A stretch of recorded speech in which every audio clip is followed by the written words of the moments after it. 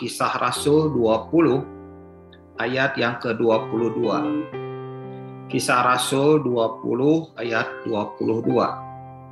Ayat ini berkata, "Tetapi sekarang sebagai tawanan roh, aku pergi ke Yerusalem dan aku tidak tahu apa yang akan terjadi atas diriku di situ." Ayat ini mengatakan sesuatu yang penting kepada kita, bahwa Paulus ini adalah sebagai tawanan roh. Apa artinya tawanan roh? Artinya tidak bisa hidup sendiri, harus terus bergantung kepada Tuhan. Artinya apa? Tawanan roh artinya tidak bisa hidup seenaknya, tidak bisa hidup semaunya, tidak bisa hidup bebas. Kenapa? Karena harus sejalan dengan hatinya Tuhan, harus sejalan dengan rencana dan maksud Tuhan. Dan sangat penting sekali pada hari-hari terakhir ini, setiap umat Tuhan itu adalah tawanan roh di hadapannya. Ada banyak gereja mengalami kekacauan karena di dalamnya tidak ada orang yang menjadi tawanan roh. Daging mereka yang menguasai, daging mereka yang mendominasi, daging mereka yang melakukan pekerjaan-pekerjaan Tuhan, bukan maksud rencana Tuhan yang mereka kerjakan. Dan itulah yang seringkali mengapa gereja tidak mengalami Tuhan. Gereja menjadi berdebu. Berdebu itu bukan berarti tidak ada jemaat. Berdebu karena tidak ada lawatan Roh Kudus.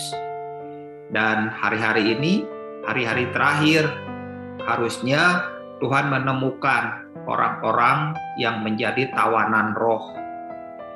Tidak punya agenda sendiri, juga tidak ada agenda yang tersembunyi. Yang ada adalah agendanya Tuhan. Itulah orang-orang yang mengalami Roh Kudus. Ada banyak orang begitu peka kepada Tuhan, tetapi tidak peka dengan kebutuhan jemaat. Atau sebaliknya, ada orang peka kepada kebutuhan jemaat, tetapi tidak peka terhadap kebutuhan Tuhan. Pemimpin-pemimpin jemaat harus sejalan seperti rel kereta api. Ada dua batang yang terus berjalan seirama, memahami kebutuhan Tuhan dan memahami kebutuhan jemaat. Memahami kebutuhan jemaat juga mengerti kebutuhan Tuhan.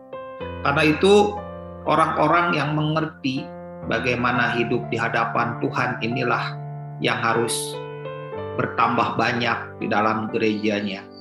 Orang-orang yang adalah tawanan roh, sehati, sepikir, mempunyai pengajaran yang sama. Ada banyak orang di dalam gereja tidak mengalami lawatan lebih jauh. Alasannya sederhana. Dia begitu peka terhadap dosa orang lain, tetapi tidak peka terhadap dosa sendiri. Orang-orang seperti ini hanya bisa melihat kesalahan dan pelanggaran orang lain, sibuk dengan urusan orang lain. Sepertinya dosa orang lain itu prioritasnya. Gereja yang bertumbuh bukan sibuk dengan dosa orang lain. Gereja yang bertumbuh adalah sibuk dengan hati Tuhan.